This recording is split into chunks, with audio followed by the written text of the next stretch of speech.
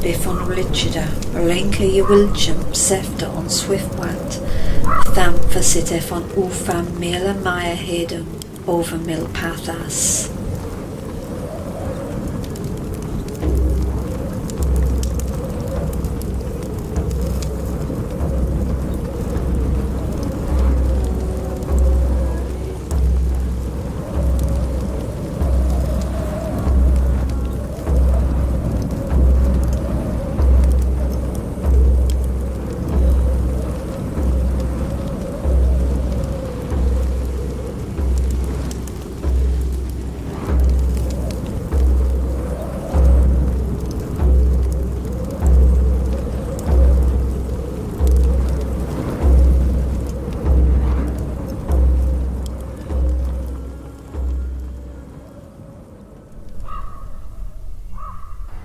Wesaþ and welcome to Wyrdwayz.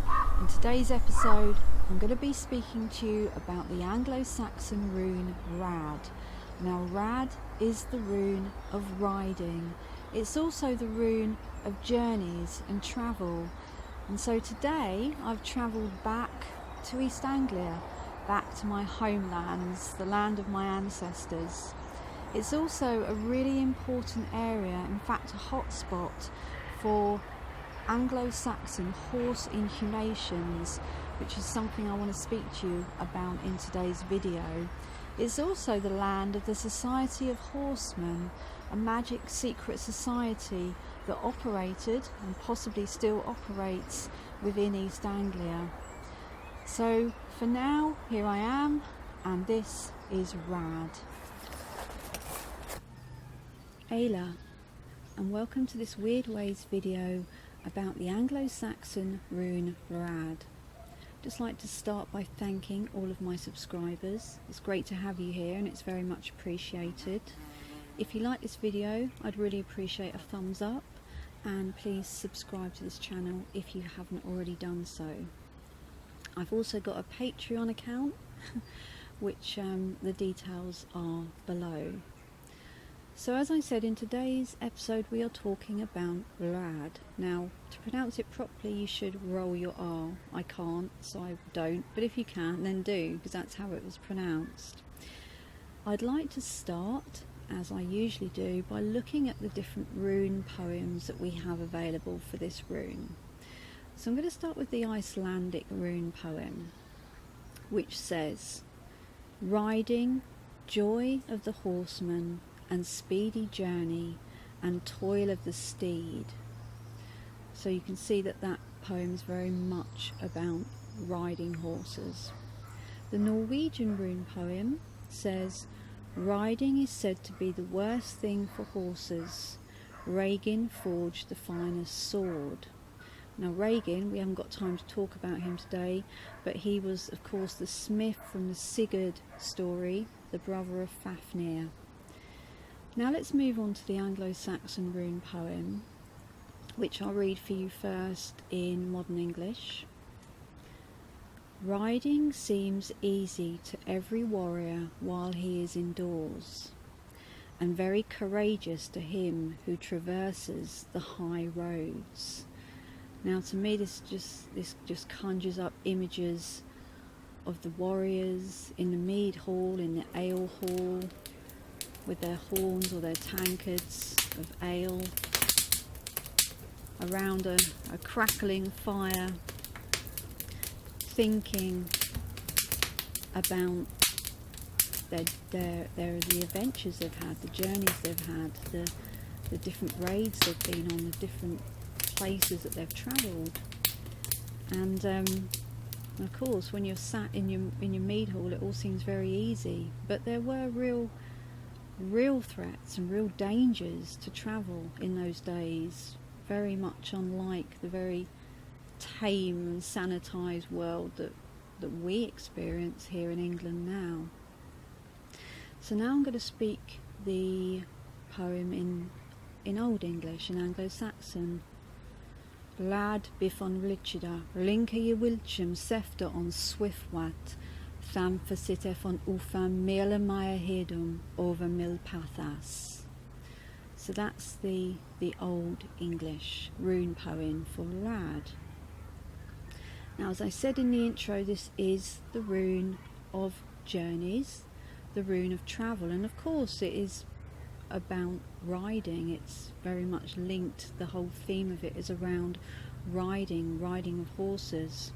So let's just look at the shape of the rune to begin with. Now, I did draw it on my hand, but I think it wore off, didn't it? It's such a hot and sweaty day. I had to carry all of this equipment up a hill on an old hill fort. It probably rubbed away. So I do have it here in my authentic Anglo Saxon pouch, which I sewed the other day.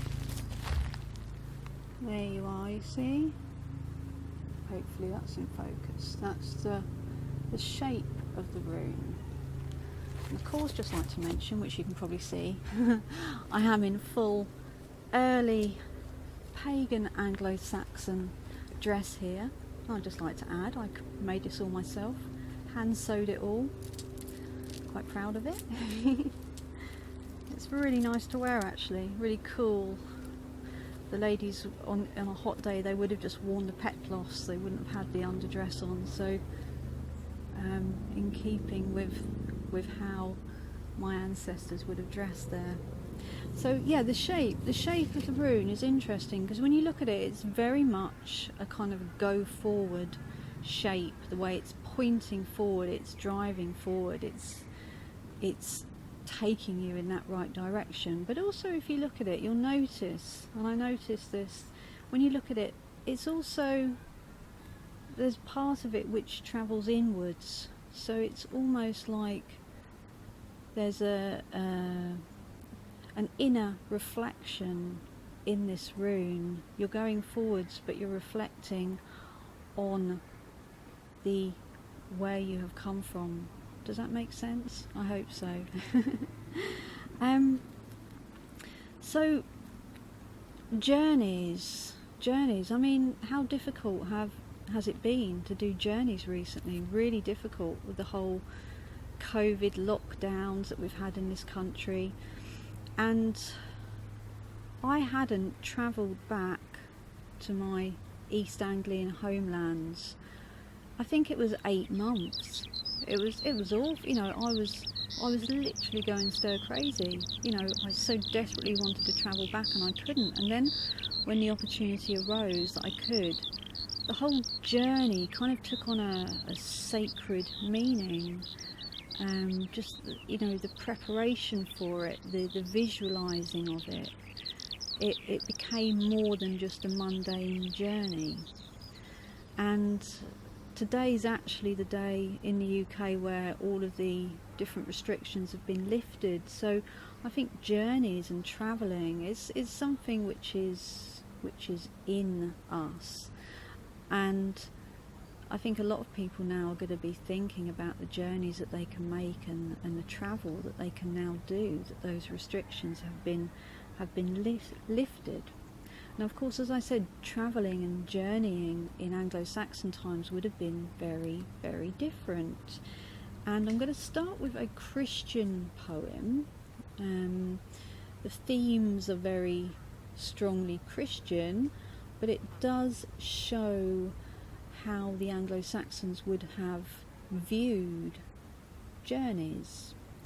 And the poem clearly states the very perilous nature of making a journey back in those times. Now, the Lacnunga, and you may remember that in a previous video, we had the 9 herbs charm, which is in the Lacnunga. Wem kam snikan toslat henan thayenam wudun nigam wuldotanas. You may remember that one. But it's basically a hodgepodge, higgledy-piggledy collection of charms and herbal remedies. And within the Lacnunga, we have a journey charm, which I'm going to read to you now. As I said, very strong Christian overtones to this, but it does give us a glimpse into the terrors that an Anglo-Saxon traveller may have feared. I shall read it to you now. With this rod I mark my protection, and command myself to God's keeping, against fatal cuts, against fatal blows, against overwhelming fear, against the great terror that is hateful to everyone, and against all hateful things that infect this land. A vanquishing charm I sing, a vanquishing rod I carry, succeeding by word, succeeding by action, may this avail me. May no nightmare attack me, may no foeman oppress me, may no disasters make me fear for my life. But may the Almighty, the Son and the Spirit, the glorious Lord, the revealed Creator of heaven and earth, save me from harm. Abraham and Isaac and men of their kind, Moses and Jacob, David and Joseph, and Eve and Anne, and also Elizabeth, Sarah and Mary, the mother of Christ, as well as the brothers Peter and Paul. That's funny, my brothers are called Peter and Paul. My parents aren't even Christian. As well as the thousands of angels in heaven, I call to my aid against all foes. May they guide me and guard me and save my life. May they keep me completely and rule me completely and guide my works. May the host of the holy, the vanquishing saints, the virtuous angels, the hope of glory, be a hand over my head. I pray to them all with hopeful spirit, that Matthew be my helmet, Mark be my armour, lighting my life, Luke be my sword, sharp and shining, shielded by John, adorned in glory, the highway's seraph. As I go on my way, I hope for companions, inspiring angels, comforting saints. I pray for the grace of the God of victory, for a good journey, with calm and untroubled winds along shore.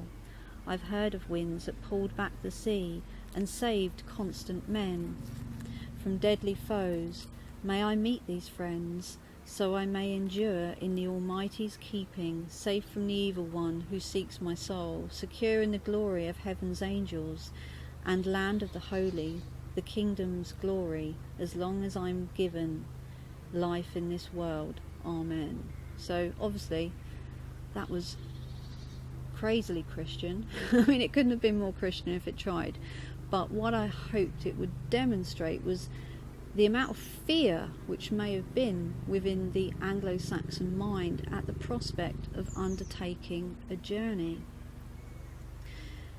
Now, the Anglo Saxon rune poem, Rad Bifon Lichido, very clearly links it with riding on a horse, which would have, of course, been the only mode of transport in these times other than walking on your own feet. Now, just imagine for a moment, if you can, the advantage of having a horse compared to someone who didn't. I mean, the difference in walking from point A to point B, and of course we have to remember all the different perils that there would have been in those days that we don't have to contend with now, but you know, walking across a potentially perilous landscape. Of course, if you're on foot, you're very much restricted to the speed that you can go. You can't move away from danger quickly. You can't move quickly through a landscape and away from danger.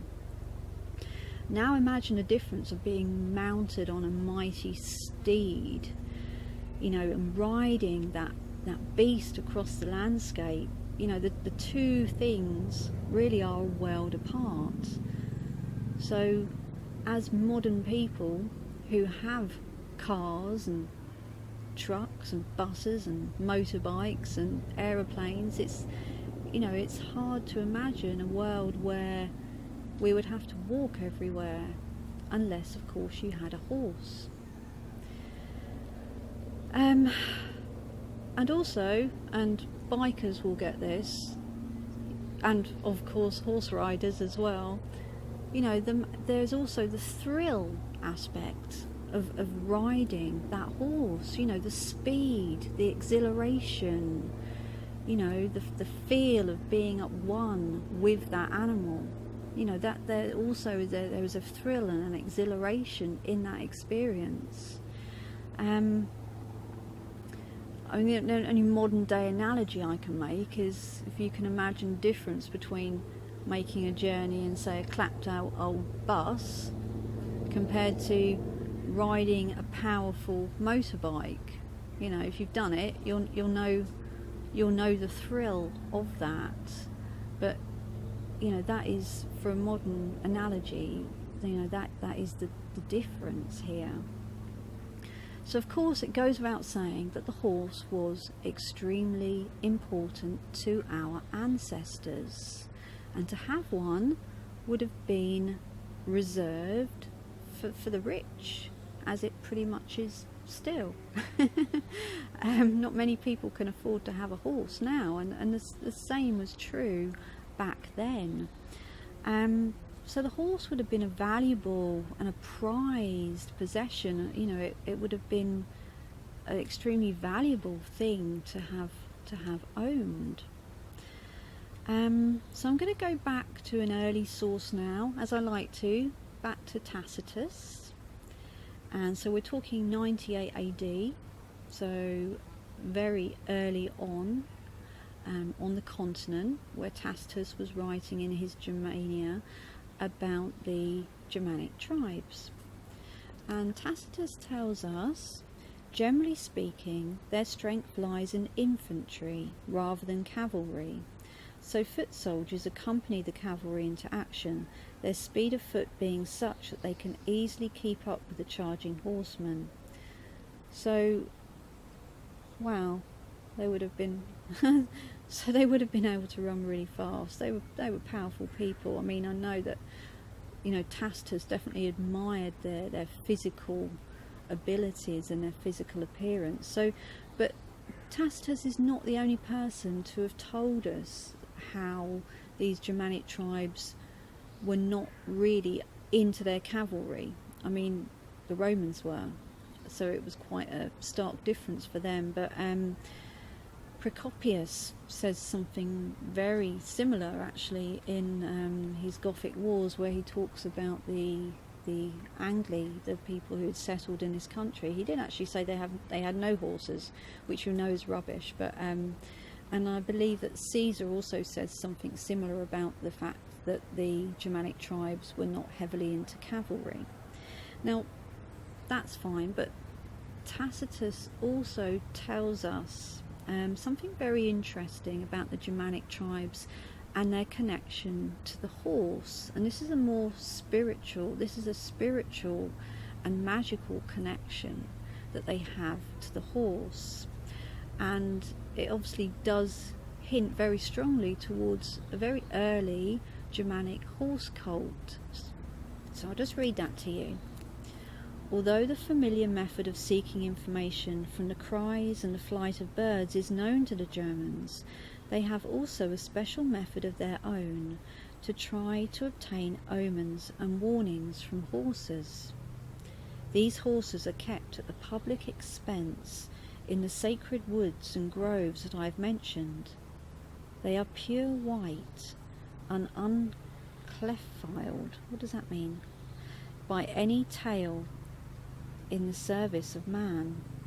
The priest and the king or the chief of the state yoke them to a sacred chariot and walk beside them, taking note of their neighs and snorts. No kind of omen inspires greater trust, not only among the common people, but even among the nobles and priests, who think that they themselves are but servants of the gods, whereas the horses are privy to the gods' counsels.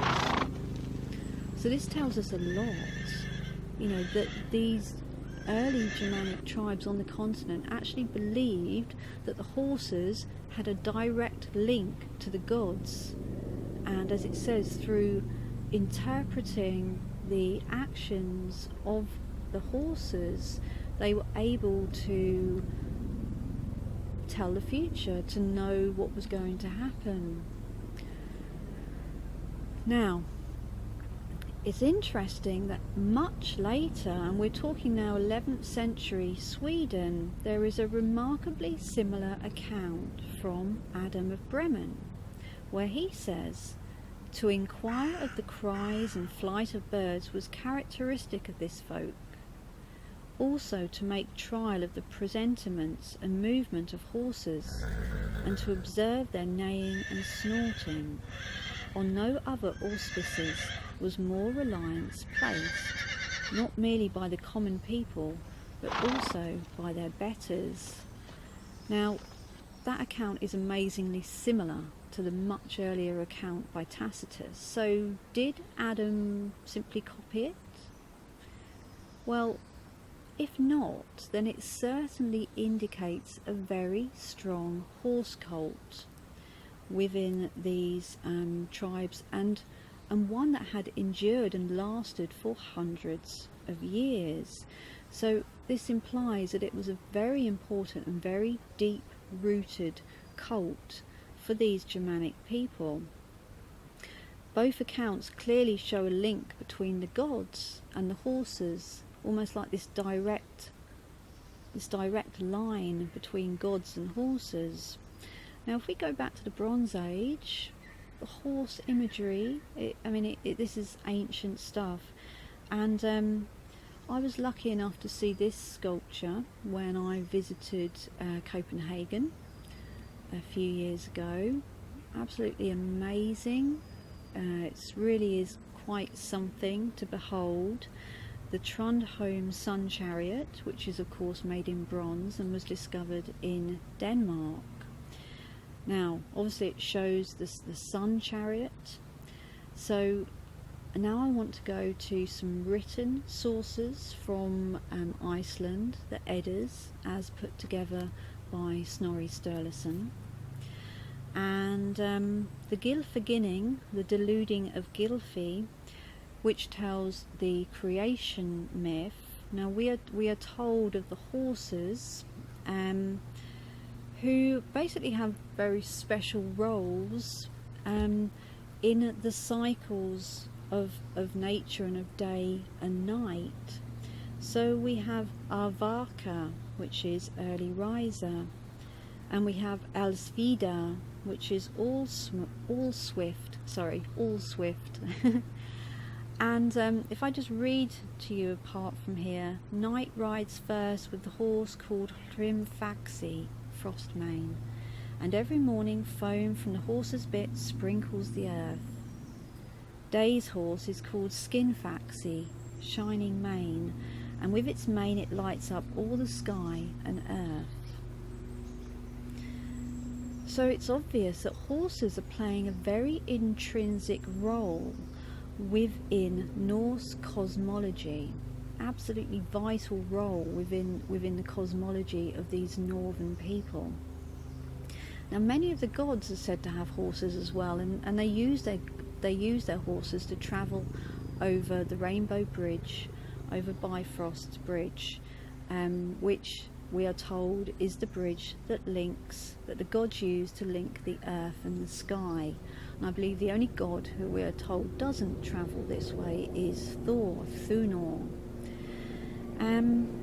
Now perhaps the most famous horse that we're told about in the Eddas, which I'm sure you've all heard about, is Sleipnir, Woden's horse, Odin's horse, a very special horse, an 8-legged horse. A fascinating story as to how this horse came into being, but one we don't have time for today. But Sleipnir can be viewed as a shamanic steed. He was often used not just by Odin, but was used as a means of travel to the realm of the dead, to hell, to the underworld. Hermod used him for this purpose. Odin used him for this purpose. Now, this rune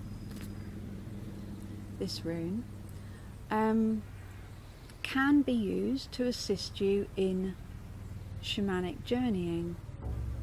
You can use it to help you to make shamanic journeys. So how? Well, draw it on your hand, hold it in your hand, put it on your person, visualize it, visualize the rune. In that way it can be used to assist you when making shamanic journeys. Now, perhaps if we also look at the archaeological evidence available to us, there's quite strong evidence that the horse was seen as a means of travel to the underworld, to the realm of the dead, and this could be one reason why the horse features so prominently within funerary rites. So as I said in the intro, well, I was actually back home back home in East Anglia, obviously, and my intention was to do the video then, but the weather was just not good, so I'm doing the video here back in Somerset. But 1 week today I'm actually travelling back to East Anglia again. Now, East Anglia, as I said in the intro, is a real hotspot for horse inhumations, for burials involving horses. Now, these burials weren't for the horses, they were for the people, but the horses were included. So let's talk about Anglo-Saxon burials that involve horses. So the first thing I want to say is that a funeral in Anglo-Saxon times would have looked very, very different to any funeral that you've ever been to. They had, compared to us now, they had very different burial rituals.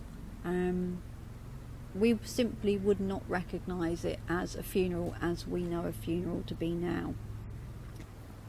Now, I'm not aware of any written evidence regarding an Anglo-Saxon, a pagan Anglo-Saxon funeral.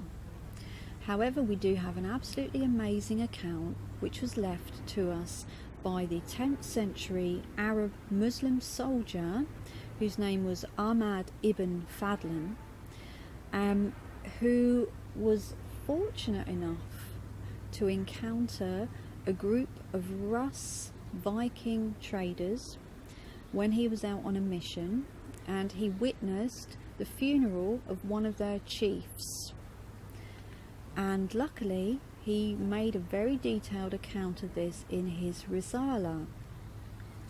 Now, one thing he does tell us is that huge quantities of animals were killed and were put into the boat where this chief was put. The boat was then set fire to. But what this does, the fact that there were all these animals, it does tie in very nicely with the archaeological evidence that we have from England. So we can assume that what happened in this account by Ibn Fadlan could have happened in England in pagan Anglo-Saxon times. Of course, we can never be sure. And one thing I do want to say is that there wasn't like a set formula for a Anglo-Saxon funeral. It wasn't one size fits all. There would have been great variation from one to the other. There's certain themes which are consistent, as you'll see, but generally, there doesn't appear to have been a set way of doing it. It would have varied from place and within tribe. Now, one thing that Ibn Fadlan does tell us, and it's quite horrific really, is that the horses would basically run until they were exhausted, until sweat was dripping off them. They were run ragged, and then two men attacked them with swords, hacked them to pieces. This wasn't some nice, quiet, humane execution. This was grisly. This was gory. These creatures were literally hacked to pieces by swords. It would have been gory, it would have been dramatic, it would have been grisly, it would have been bloody. I mean, I probably would vomit if I saw it, to be perfectly honest, being a soft vegan person in the 21st century. But this really does just show you how very different their concept of a funeral was to what we are used to now. Very sanitized. You don't see horses being hacked up at your Auntie Mabel's funeral, do you? Nothing, you know, we can't even imagine anything like that happening at a funeral, but this is the kind of thing that did happen. Now, Chris Fern has made, well, in 2007, he made a very detailed study of horse inhumations in England. Now, basically from the 5th to the 7th centuries. Now, he based this on a much earlier 1970 study by Wyrdwayz. Now, the earlier study, back in the 70s, identified 16 cemeteries in England which included inhumed horses between the dates of 450 and 650 AD. Okay, so now Fern's study of 2007 basically built upon this, and he found lots more cemeteries that included horse inhumations, either whole horses or bits of horses. However, the number that have been found in this country are really relatively few compared to the many hundreds that have been found on the continent. Now, this doesn't mean that doesn't necessarily mean that it didn't happen as much here as it did on the continent. I mean, there could be lots more that have yet to be found. We don't know what lies under the ground, do we? But basically, it doesn't appear to have been as common in England as it was on the continent. Now, in Scandinavia, things were different. Relatively few horse inhumations. Their preference in Scandinavia was cremation. So, in his study, Fern tells us that the burial sites that are basically contain a significant number of horses are limited to certain areas. So we've got the Humber estuary, we've got the Wash, Norfolk, and we've got Norfolk. Now, interestingly for me, being a proud East Anglian girl, East Anglia is really the only area where both horse inhumations and horse cremations are found together, and one such example is Sutton Hoo. As I said, you know, there was no set formula for these funerals. Things varied. They had different ways of doing it. There wasn't like a one way of doing it. So Germanic and Scandinavian burial rites were, as I said, they were incredibly diverse, but there are parallels between those found in England and those on the continent and in Scandinavia.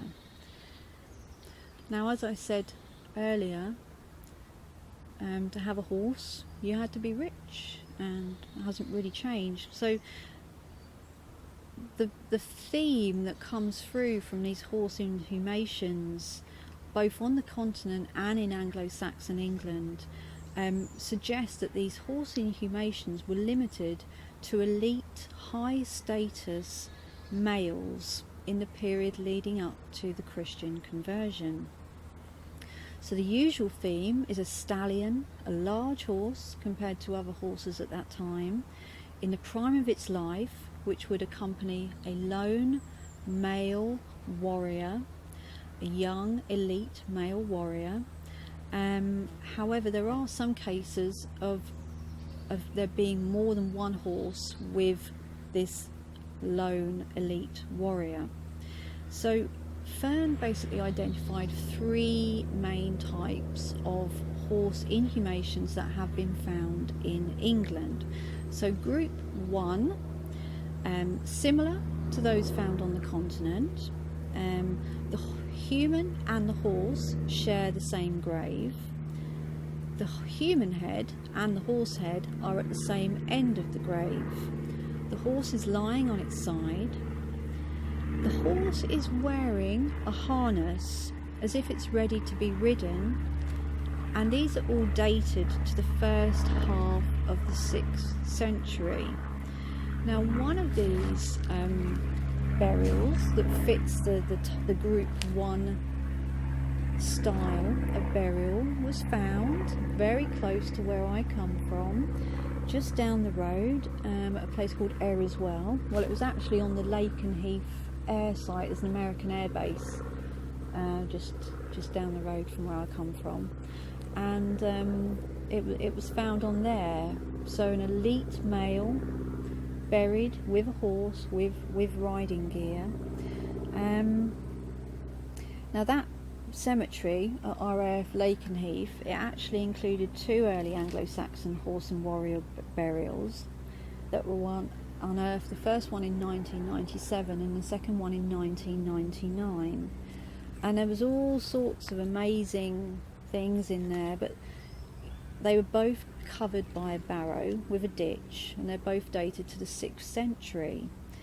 And it's described, the one that was found in 1999 is described as the warrior himself was interred with a full set of weapons including sword, shield and spear. The burial provides further evidence of the early Anglian tradition of animal sacrifice at the grave of a dead warrior chieftain. The famous early 7th century cemetery at Sutton Hoo on the Suffolk coast included one warrior burial immediately adjacent to a separate grave, including a slaughtered horse, and that was from the British Archaeology number 50, 1999. So we're talking elite males buried with a horse, and a prime horse. It would have been an elite horse, an extremely valuable horse, buried with riding gear. So this horse is ready, it's ready to go. Where is he riding to?